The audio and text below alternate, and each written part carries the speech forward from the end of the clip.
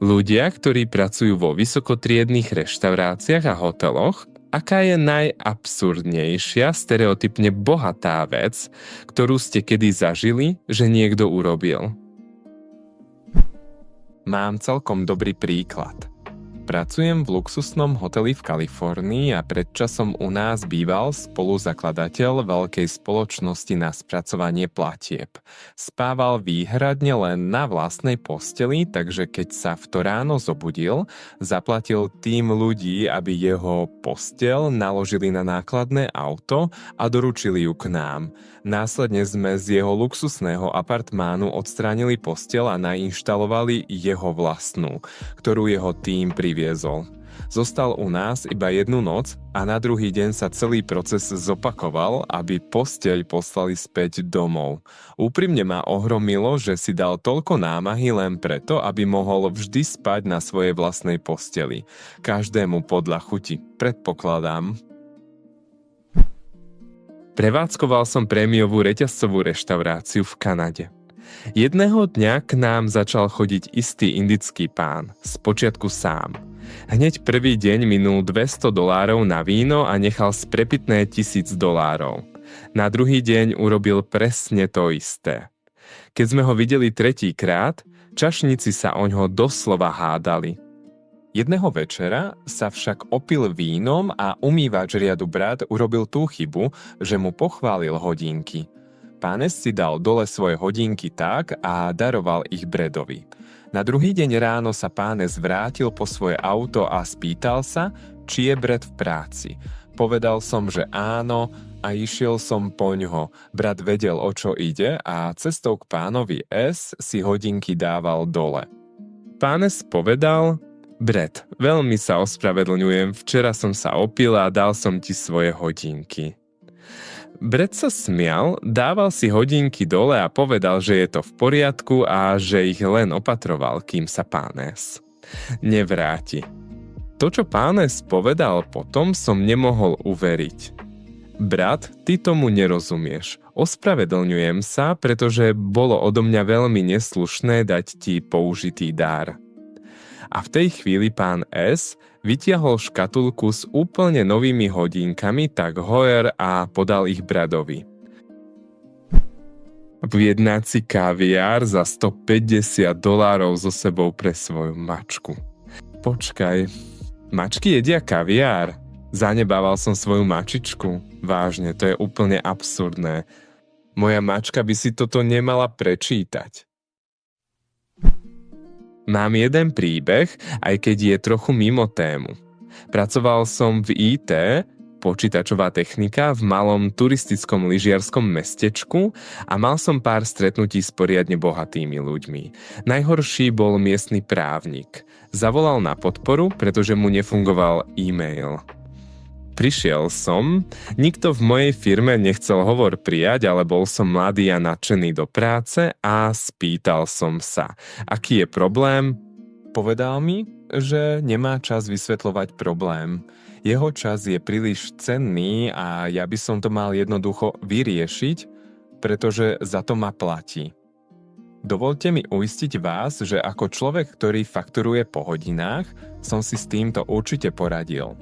Ostatné skúsenosti boli skôr pozitívne, aj keď ľudia boli tiež super bohatí. Jedna staršia pani zavolala, počítač mal vírus. Prišiel som k jej kondomíniu. Aby bolo jasné, kondomínium má 4 poschodia, priamo na svahu, súkromný výťah a vlastné kino. Počítač sám o sebe bol však len starý Dell z roku 2004 alebo niečo podobné. Začal som skenovať vírusy, čo malo trvať hodinu alebo viac. Po pol hodine mi štekol malý psík, priateľský, a pani ho zdvihla a spýtala sa, ako dlho to ešte potrvá.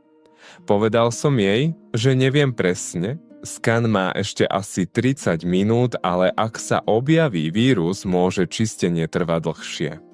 Pani kalendár povedala: bez spiechu, len sme chceli vedieť, či máme povedať nášmu pilotovi, aby naštartoval lietadlo. Áno, počítač za $1000 a môj sken za $95 za hodinu doslova zdržujú súkromné lietadlo.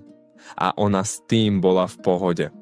Pre poriadok, psík sa volá Marie a trvalo mi ešte asi 45 minút, odstránil som malý vírus, resetoval nastavenia prehliadača a zakázal asi 35 toolbarov a vyriešil problém. Pracujem ako čašník na koktajli pri veľkom bazéne v 4-hviezdičkovom hoteli. Jedna žena povedala monotónnym hlasom a bez akéhokoľvek kontaktu očami: stratila som svoj opaľovací krém, nájdite ho.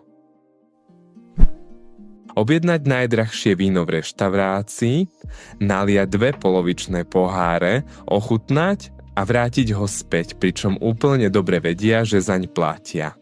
Takýmto ľuďom hovorím ďakujem. Nič nedokáže zamestnancov potešiť viac ako zadarmo drahý alkohol.